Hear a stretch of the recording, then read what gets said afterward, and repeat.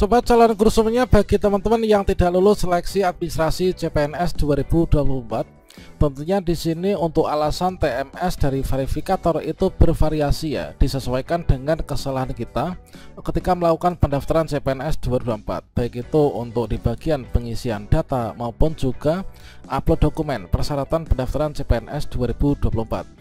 Nah, tentunya di sini nanti kita bagi teman-teman yang tidak lulus seleksi administrasi CPNS 2024 bisa mengajukan sanggah pada masa sanggah nanti ya. Dan di sini nanti untuk alasan sanggah tentunya ada yang diterima, ada yang juga nanti ditolak teman-teman. Setelah video sebelumnya kita telah membahas terkait tentang bagaimana cara mengajukan sanggah CPNS 2024, kemudian contoh alasan sanggah yang pasti bisa diterima. Nah, pada video ini kita akan menyajikan update informasi terbaru, yaitu 10 contoh alasan TMS verifikator yang meskipun kita mengajukan sanggah 100% ini nanti pasti ditolak ya pada pengajuan sanggah, sehingga nantinya kita dipastikan nih tidak lulus pasca sanggah CPNS 2024. Kira-kira contoh alasan sanggah apa saja yang tidak bisa diajukan sanggah meskipun diajukan sanggah pasti ditolak? Silakan simak video ini sampai selesai. Namun sebelum kita lanjutkan, perlu saya ingatkan, bagi teman-teman yang mungkin baru pertama kali menemukan channel Calon Guru ini, silakan klik tombol subscribe-nya dan aktifkan notifikasi loncengnya, sehingga jika Calon Guru menyajikan update informasi terbaru, kalian tidak akan ketinggalan informasi. Oke sobat calon guru semuanya, teman-teman nanti untuk mengajukan sanggah di sini sudah diberikan jadwalnya ya oleh BKN. Bagi teman-teman yang tidak lulus seleksi administrasi di saat pengumuman hasil seleksi administrasi CPNS 2024 yang diumumkan mulai dari tanggal 14 sampai dengan 19 September, nanti untuk mengajukan sanggah nanti kita di masa sanggah yaitu tanggal 20 sampai dengan 22 September 2024. Nah, nantinya teman-teman akan mendapatkan tombol yaitu untuk mengajukan sanggah ya. Ini tombol ajukan sanggah nanti akan aktif yaitu pada tanggal 20 September sampai dengan tanggal 22 September 2024. Nah, berikutnya nanti teman-teman ketika sudah klik tombol ajukan sanggah, kalian bisa mengajukan sanggah di sini. Jadi kita itu hanya bisa yaitu memberikan alasan sanggah saja ya. Tentunya alasan sanggah ini harus sesuai dengan kesalahan kita yang dipermasalahkan, yaitu alasan tidak lolos itu apa, yaitu nanti kita sesuaikan alasan sanggahnya. Terkait tentang berbagai macam contoh alasan sanggah yang disesuaikan dengan alasan TMS dari verifikator, ini sudah kita bahas pada video sebelumnya. Silahkan nanti teman-teman bisa dicek ya. Dan di video sebelumnya juga kita sudah sajikan yaitu contoh alasan sanggah yang bisa disanggah dan kemungkinan besar nanti akan bisa diterima. Silahkan cek juga video sebelumnya. Pada video ini kita akan berfokus yaitu membahas yaitu berbagai macam contoh yang alasan sanggah yang dipastikan nanti meskipun kita sanggah ini nanti pasti nggak akan diterima. Baiklah sobat-sobatnya, di sini kita ambil contoh. Nah, di sini kalau misalkan teman-teman mendapatkan contoh yang seperti ini, misalkan saya seperti ini, yaitu mohon maaf Anda tidak lolos tahap administrasi karena belum memenuhi persyaratan administrasi yang dilamar. Nah, untuk alasan TMS dari verifikator itu adalah surat lamaran tidak sesuai dengan persyaratan, yang mana dalam persyaratan yang ditentukan itu adalah surat lamaran itu harus ditulis tangan. Nah, di sini kalau misalkan teman-teman mendapatkan tampilan seperti ini, berarti teman-teman itu melamar sebuah instansi yang mempersyaratkan untuk surat lamaran itu harus ditulis tangan. Tetapi teman-teman ternyata diketik dengan komputer, itu dipastikan tidak lulus seleksi administrasi. Meskipun teman-teman mengajukan sanggah, pasti sanggahnya akan ditolak ya. Makanya dulunya itu ketika teman-teman malah memutuskan untuk melakukan pendaftaran CPNS di sebuah instansi, silahkan dibaca dulu ya untuk ketentuan pendaftaran di instansi itu. Kemudian untuk contoh format-format surat lamaran, surat pernyataan itu harus disamakan ya dengan instansi yang kita daftar.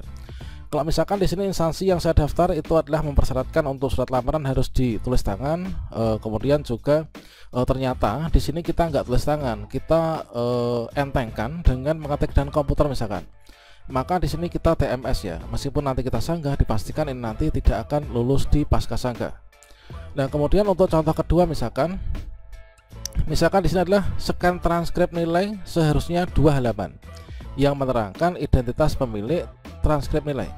Nah, kalau misalkan seperti ini, berarti di sini adalah kita nggak terpenuhi syaratnya, itulah transkrip nilai asli bagi lulusan dan seterusnya ini. Berarti di sini itu sepertinya itu untuk transkrip nilai itu terpotong, teman-teman. Jadi kalau misalkan transkrip nilai terpotong di bagian identitas kita itu tidak terlampir atau mungkin juga di bagian nilai itu ada yang terpotong nggak terlampir, ya otomatis di sini nanti meskipun kita mengajukan sanggah, pastinya sanggahan kita ini nanti akan ditolak ya. Karena di sini kan kita nggak bisa nih untuk mengunggah ulang dokumen, itu nggak bisa, memperbaiki kesalahan itu nggak bisa. Kita itu hanya bisa memberikan alasan sanggah saja ya.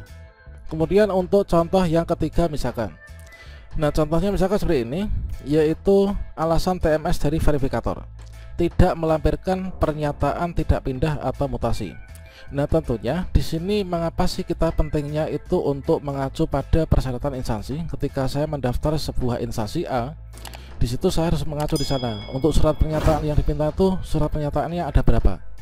Apakah hanya surat pernyataan 5 poin? Apakah surat pernyataan 7 poin? Atau mungkin ada surat pernyataan tidak mengajukan pindah? Kalau misalkan di situ ada, tapi teman-teman nggak dilampirkan, ya otomatis di sini kita nggak lulus ya. Kalaupun nanti kita mengajukan sanggah, karena di sini kita nggak bisa mengupload ulang untuk menambahkan surat pernyataan tidak pindah atau mutasi, otomatis nanti kita mengajukan sanggah pun juga tidak akan diterima.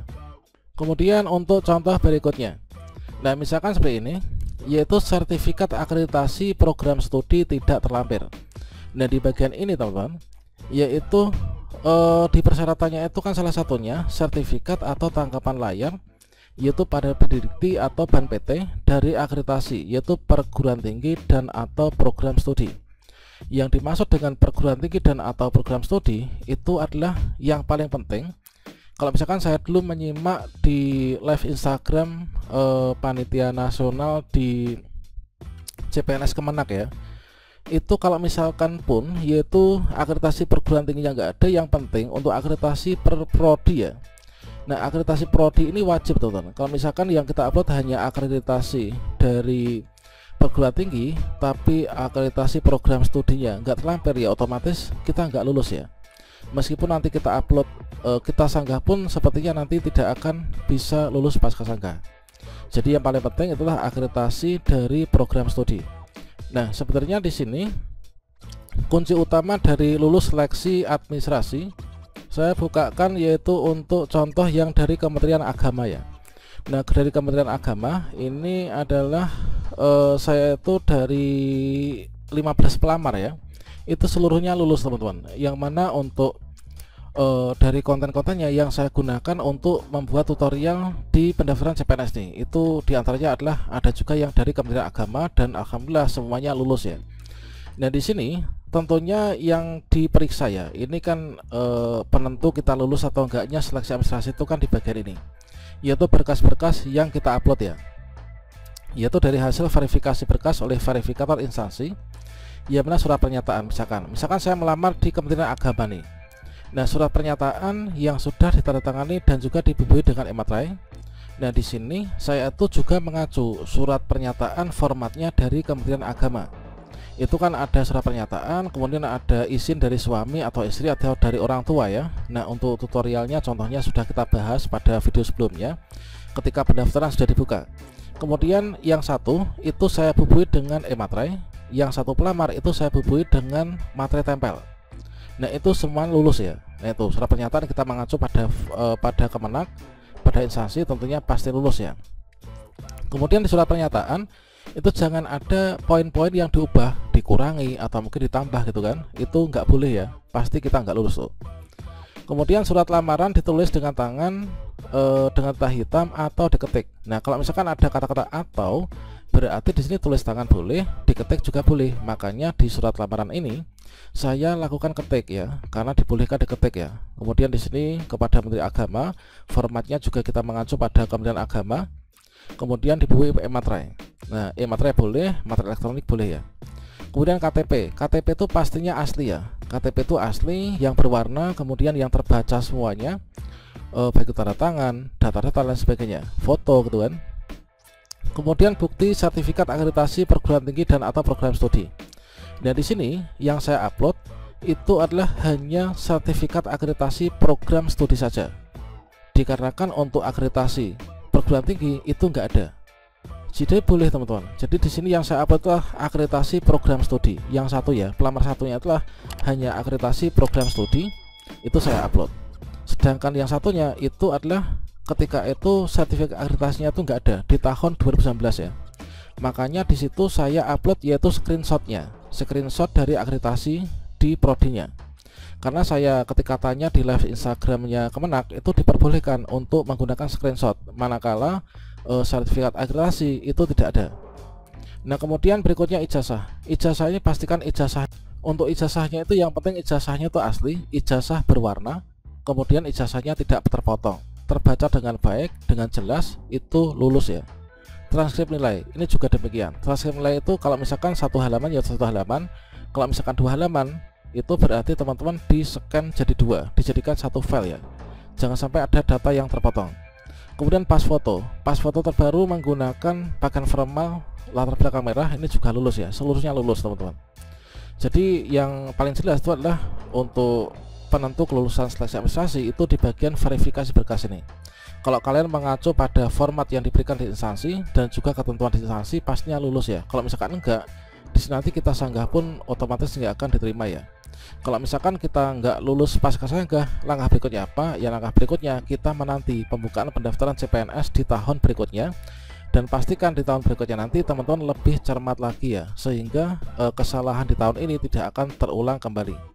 Oke, demikian, semoga bermanfaat ya. Wassalamualaikum warahmatullahi wabarakatuh.